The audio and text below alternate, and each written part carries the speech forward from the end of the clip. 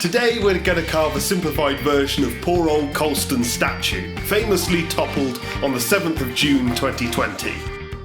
I guess it's normal to celebrate achievement, to carve out models, statues and social media posts to make sure everyone knows how successful we are. After all, if nobody else knows, what's the point? And Edward Colston had lots to celebrate. Born in 1636 in Bristol, he became an apprentice at 18, a London merchant at 26, and worked his way up to the highest priced commodities: gold, silver, ivory, and people.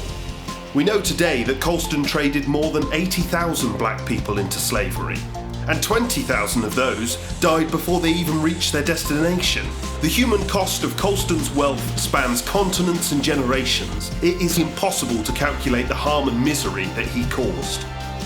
But in 1895, over 150 years after his death, the city of Bristol, in search of a hero to celebrate, and ignoring the vastly superior claims of Hannah More and Sir Humphrey Davy, decided to erect a statue to Edward Colston.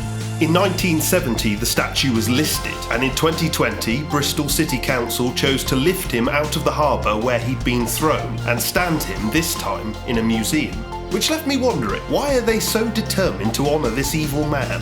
Colston died without heirs, so it seems unlikely that his descendants are to blame. So was he perhaps a John Newton? Did he regret what he did and do the best to make amends later in life? Or did true racism mean that he could truly and selflessly bless white people while hating and harming those of other colours for his own gain? Does human nature work like that?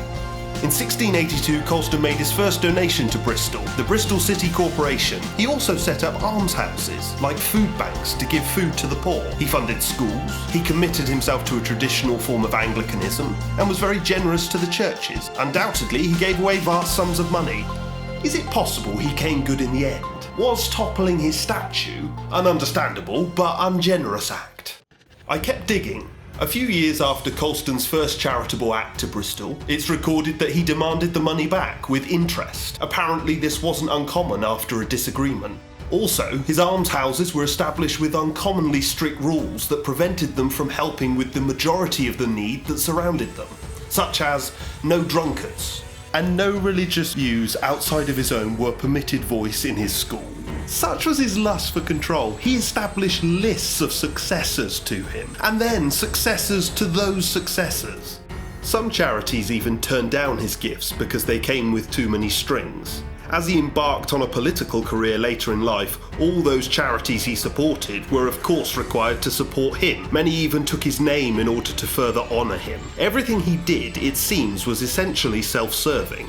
He established a special service in the cathedral to celebrate his own birthday. Even the bread he gave to the hungry came to be called the Colston bun, and even that was only given to the right kind of poor. Even to his own city, Colston proved himself to be a proud man. What wisdom is there possibly to be found in his murderous and barbarous life story, or in his small-minded religiosity?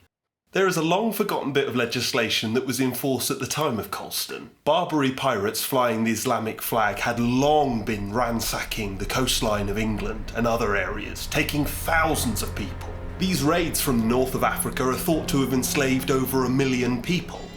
And Oliver Cromwell decreed that any Barbary pirate slaver that was caught should be taken to Bristol and slowly drowned in the harbour. I really doubt that the people who tore down Colston's statue would have realised that they were enacting a piece of justice that Colston would have recognised. To quote a wisdom book that Colston may have recognised, Proverbs in the Old Testament, pride go before destruction, and a haughty spirit before a fall. It is better to be of lowly spirit with the poor than to divide the spoil among the proud. Edward Colston's pride and wealth enriched the city of Bristol, and as someone who grew up nearby, I'm sure that somewhere along the line my life has become richer and easier because of it. Maybe this is an example of my own white privilege. I hate that term, but I do think that Bristol made a mistake when they exhumed him from his watery grave. I think he's a man that needed a fall, and I think we should throw him back to where the laws of his time ought to have sent him in the first place, to sit with the lonely and tell them sorry.